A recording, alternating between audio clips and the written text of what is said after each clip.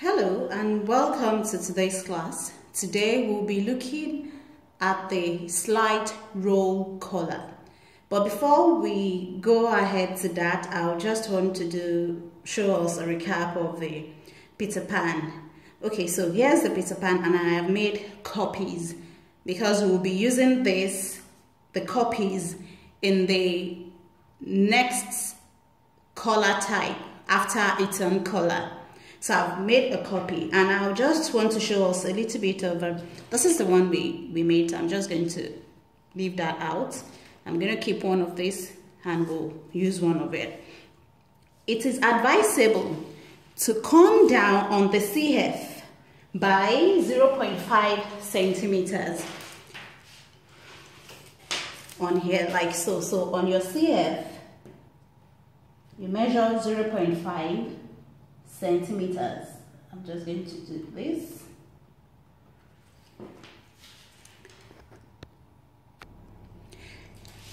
Then you blend it to somewhere here. The reason is so you don't have a funny look or funny shape around your CF. This might look pointing towards your neck and forming something like a W. Also, it will add ease around the neckline on here, and also avoid a sudden dip that might occur at your end piece. It will blend it out and give a proper ease. So just blend like so, and that's it. You also do this on the Eton collar by the time we get there. So basically that's that on the flat collar. So this we're going to cut out.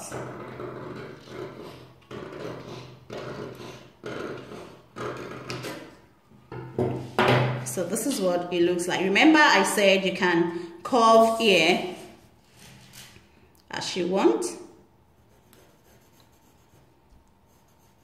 like we did in the last class. And that's it. Now let's move on to the Eton collar. We'll be using the same block for the Eton collar. That is your front and back bodies blocks. For Eton collar, like I said in the introduction, Eton collar has a slight roll around the neckline. And this will happen when you dart the outer edge of your collar. There will be a slight roll, and there are different. It's also known as a stand, like a collar stand. Like it's not like a separate stand attached to the fall of the collar. No, it's a stand together with the collar. And if you check Helen Armstrong's book, she has 1 inch stand, 1 inch stand, half inch stand, and I think 1/4 or 1/8 stand. And this is how we're going to go about it. Basically, the Eton collar is, again, your end piece touching, but this time around, your S piece would overlap. According to Natalie Bray, because that's what we're working with, she said we should measure 4 centimeters. So I'm just going to measure the 4 centimeters on the front bodies. So this is the 4 centimeters. But if you check Helen Armstrong, she said 4 inches, 2 inches, even 4 inches. It depends on the amount of stand you desire. So end piece touching, but SPs overlapping, like so. Can you see SP now touching the 4 centimeters on the front bodies? Excuse me. And your NPs touching. NPs touching, SPs overlapping. So you have to check and make sure the overlap is happening. See here? Yeah. Then we're going to tape this down and trace out. Okay, so I have taped them together. Can you see? And this is the 4 centimeters marked on the front bodies, and it's the same point at the back. Can you see? This is the back, and this is the front, with NPs touching, but SP overlapping by 4 centimeters. Like I said, Ellen Armstrong gave an example of 2 inches overlap, even 4 inches overlap. Again, this overlap means you're darting. It's the same thing, the same way as if you're holding a dart. And just like we did in the first example, we're still going to stick with our 6 centimeters. Then we're going to mark the 6 centimeters all round. Okay, so I have marked the 6 centimeters like so, and I am joining them together.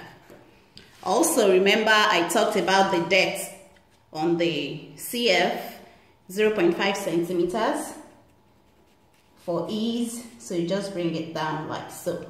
Then we have to trace this out as it says. Okay, now I have placed the paper underneath. Also, for another variation, you might decide to go, this is the CB as you can see, you might decide to measure 1 to 2 centimeters below CB and mark it along here and blend in. This will give a bit of depth at the back, and it will automatically make your outer edge a bit longer. You will have a bit of ease around the back collar. So if you do that, I'm doing this because you find it in the textbook. So let's do 2 centimeters. From the link I have shared with you to download, you see this there, so you don't get confused. So I'm doing 2. So all I have to do is to blend it into, I'll just make this a bit visible. So you blend it from here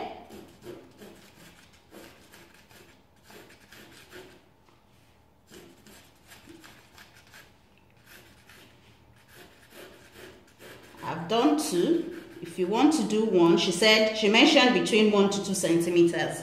So that's how to blend it. You blend it into the front bust dart. So it's not getting to your center front. You're going to blend this part in, and that's what we're going to trace now. Just like we did in the first example. Okay, now I have traced this out and I have cut it out. So this is what it will look like. This is what the overlap around the shoulder will give. You can see that, okay, let me just compare this to the flat one. You can see this is going straight. It is, assuming a shape line, while this is curvy. I'll just put them on on each other. Can you see? Can you see the difference? Can you see this is the flat collar is looking more curvy than, it's actually looking curvier than the slight roll, because there is an overlap. Remember I told you in the introduction that once there is an overlap or a dart-like situation, the neckline begins to roll, begins to have a stand. So the amount, it's now depend on the amount of overlap that will create the stand for you. You understand better when we get to the next topic, the next type of roll collar, which will be the eye back and flat front and roll eye all around the neckline. So when we get to that, you understand better. But for now, you can differentiate between a Peter Pan collar and the Eton collar. Also, don't forget to draw your gray line, which could be straight, or it depends on if you're using stripy fabric, you need to be careful how you place your collar. Also, don't forget to add seam allowance. This block as it is, this pattern as it is, doesn't have a seam allowance, so you need to add seam allowance. On the curvy area, it is recommended you do 1/4 of an inch or 0.5 of a centimeter. But if you cannot work with 1/4 of an inch or 0.5 centimeter, you can do 1/2 inch and or 1 centimeter. Then once you sew, you just trim it, because every curvy part of our body you shouldn't have too much allowance, otherwise it won't lay flat, it will be bulky. And we need the curvy parts, e.g. the neckline, the armhole, to be, you know, flat after sewing. So yes, you can trim after sewing. So basically, this is the slide roll. Label your block, slide roll collar, and an example of that is the Eton collar. Please also refer to the Armstrong book. It's a very good book, everyone should have, and I'll share a link for the download as well. From this slide roll method, you can create any type of collar that rolls around the neckline, e.g. the sailor's collar. Hold on 1 minute, let me just see if I can show you that. Okay, so this is from Ellen Armstrong's book, and you can see she is saying 2 inches overlap. She did 1/2 inch overlap, so you can actually try out all this overlap and see the effects. With this, you'll be able to understand what we're talking about.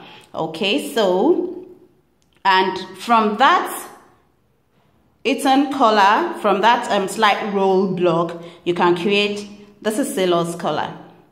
And you can see on here from the diagram, it says overlap by 1/2 of an inch. Ellen Armstrong works with inches, while Natalie worked with centimeters. So as a designer, you need to learn how to use both. So basically that's it. And like I said, you all should get this book. As a pattern maker as well, you need to be able to look at diagrams and understand what they are talking about. You don't have to rely on instructions. Fine, Ellen Armstrong is it's a good book, everything is in bullet points. But then as a pattern maker, you have to learn to interpret diagrams without instructions. And that's part of what we teach at ABSL.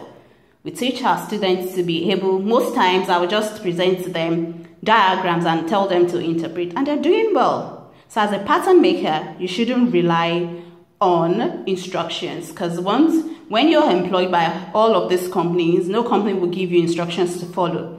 What they'll tell you is, okay, we have this design, please create pattern according to that design, and that's it. So again, thanks for staying with me, and see you in the next class. Bye for now.